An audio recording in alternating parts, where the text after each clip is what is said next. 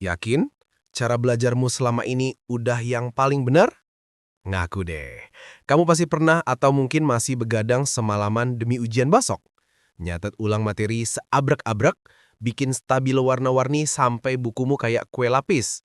Atau belajar sambil nonton series dan scroll medsos. Dalam pikiranmu, inilah perjuangan, inilah pengorbanan. Tapi, gimana kalau semua jurus andalanmu itu ternyata cuma mitos? Gimana kalau kebiasaan yang kamu anggap efektif justru diam-diam bikin kamu susah paham, gampang lupa, dan malah mengecap diri sendiri lemot? Ini bukan sekadar opini belaka, bukan pula sebuah cerita fiksi. Ini adalah fakta yang dibuktikan lewat riset ilmiah, neuroscience, dan psikologi kognitif. Menurut Harvard Graduate School of Education 2024, lebih dari 62% pelajar di seluruh dunia masih menggunakan metode belajar yang sudah terbukti tidak efektif. Ada kenyataan pahit di balik cara kita belajar yang selama ini tertutup kebiasaan turun-temurun yang salah kaprah. Di video ini, kita bakal bongkar tuntas 5 mitos terbesar tentang belajar yang katanya bikin kamu makin pintar. Tapi, malah sebaliknya. Hari ini kita bukan cuma ngancurin mitosnya, tapi juga ngasih solusi nyata. Cara belajar yang terbukti lebih efektif dan efisien secara sains. Supaya kamu makin pintar bukan cuma kelihatan sibuk atau pura-pura menyibukkan diri agar terlihat seperti orang yang benar-benar pintar. Jadi siap-siap, karena apa yang kamu dengar hari ini bisa mengubah total cara pandangmu soal belajar. Mitos pertama, gaya belajar VAK itu harga mati. Mitos pertama ini udah legendaris banget, gaya belajar visual, auditori, dan kinestetik. Kamu pasti pernah ikut tesnya, hasilnya kamu tipe visual belajarlah pakai gambar. Atau kamu auditori, banyakin denger. Atau kamu kinestetik, harus banyak bergerak. Sejak itu label itu kamu pegang erat-erat. Kalau visual, kamu rela bikin mind map berjam-jam tapi ogah dengerin podcast. Kalau auditori, kamu rajin rekam dosen tapi males buka buku. Masalahnya, meski sudah belajar sesuai gaya itu, kenapa hasilnya tetap gitu-gitu aja? Kenapa pas ujian, semua yang digambar atau didengar seolah menguap? Faktanya, konsep gaya belajar dominan itu mitos. Menurut Newton dan Mia 2024 Frontiers in Psychology yang meninjau 21 penelitian, tidak ada bukti signifikan bahwa menyesuaikan gaya belajar VAK dengan metode belajar meningkatkan hasil akademik. Hanya sekitar 26% penelitian yang menunjukkan efek positif. Sisanya tidak relevan secara statistik. Kenapa? Karena otak kita itu multisensorik. Penelitian klasik Pashler dan kawan-kawan 2008, University of California menunjukkan bahwa manusia belajar paling baik ketika informasi disampaikan dalam berbagai bentuk. Teks, suara, gambar, dan gerak secara bersamaan. Artinya, otak kita bekerja dengan menggabungkan banyak jalur sekaligus atau multisensorik. Visual, auditori, dan kinestetik. Artinya, bukan gaya belajarnya yang penting, tapi cara otakmu menerima informasi yang salah. Saat membaca visual, otak juga mendengar suara dalam kepala auditori. Saat mendengarkan penjelasan, otak membentuk bayangan visual. Saat praktik, otak memproses semua indera sekaligus. Jadi, solusinya, jangan batasi diri dengan label visual atau auditori. Belajar efektif itu multimodal, gabungkan semuanya. Baca, jelaskan dengan suara sendiri, buat diagram, praktikan di dunia nyata. Semakin banyak indera yang terlibat, makin kuat juga pemahamanmu. Mitos kedua, aku tim otak kiri, dia tim otak kanan.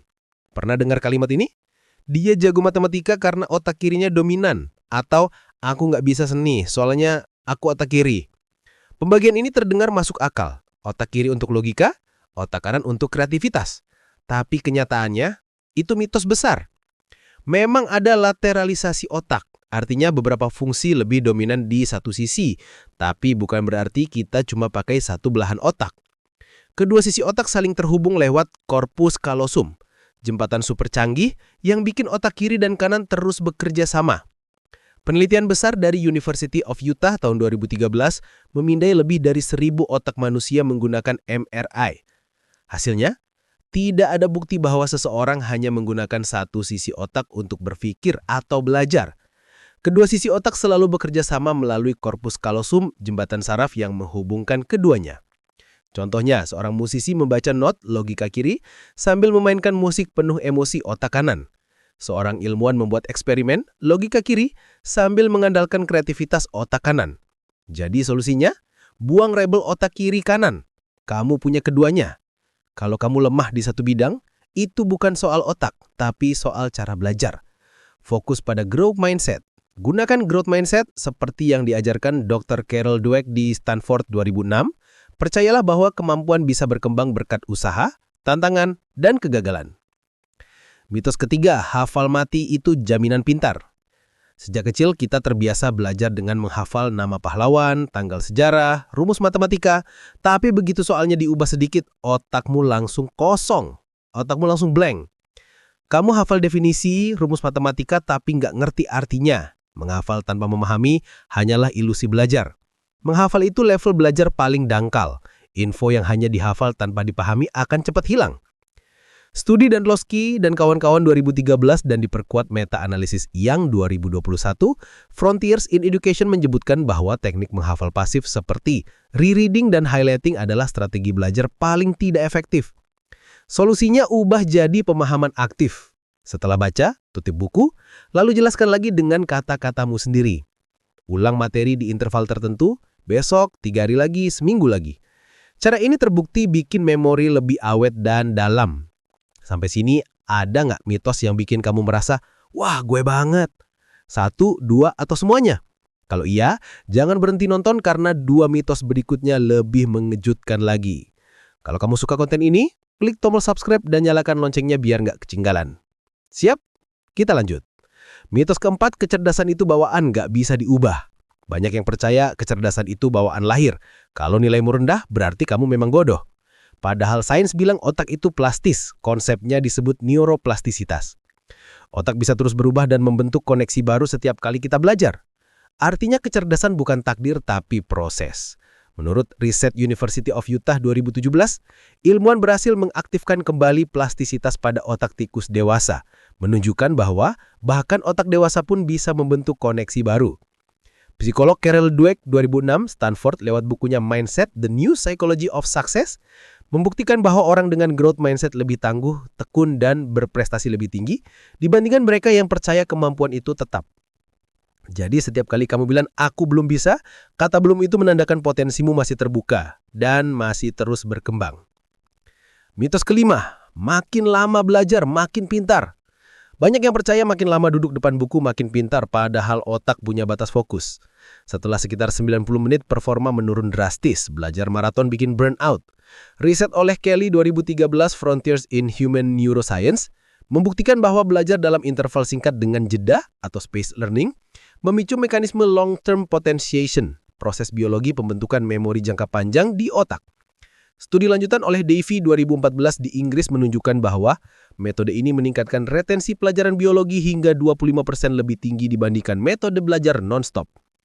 Kesimpulannya, kualitas jauh lebih penting daripada kuantitas. Belajar 30 menit fokus dengan jeda teratur lebih efektif daripada 3 jam tanpa istirahat. Solusinya adalah belajar dengan interval istirahat teratur. Jadi, 5 mitos belajar yang selama ini kita anggap benar tapi justru merusak otak dan cara belajar kita. Karena belajar efektif dan efisien itu bukan soal label gaya belajar VAK. Stop percaya mitos atas kiri kanan, karena otak kiri dan kanan selalu bekerja sama, perkuat koneksi lewat elaboration. Hafalan tanpa makna tidak efektif, ganti dengan self-explanation. Kecerdasan bisa berkembang, latih dengan interleaving. Belajar bukan tentang durasi, tapi refleksi dan kesadaran berpikir. Kesimpulannya, mungkin selama ini bukan kamu yang salah, tapi metode belajarnya yang kurang tepat. Dengan strategi berbasis sains, kamu bisa unlock potensi terbaikmu. Terima kasih sudah menonton sampai akhir. Dari 5 mitos ini, mana yang paling bikin kamu kaget?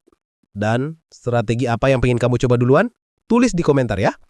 Kalau kamu suka konten ini, jangan lupa tekan tombol like. Bagikan ke temanmu yang masih percaya mitos belajar. Dan pastikan sudah subscribe. Sampai ketemu di video berikutnya. Ingat, satu pertanyaan kecil bisa bikin kamu melihat hidup dengan cara yang berbeda.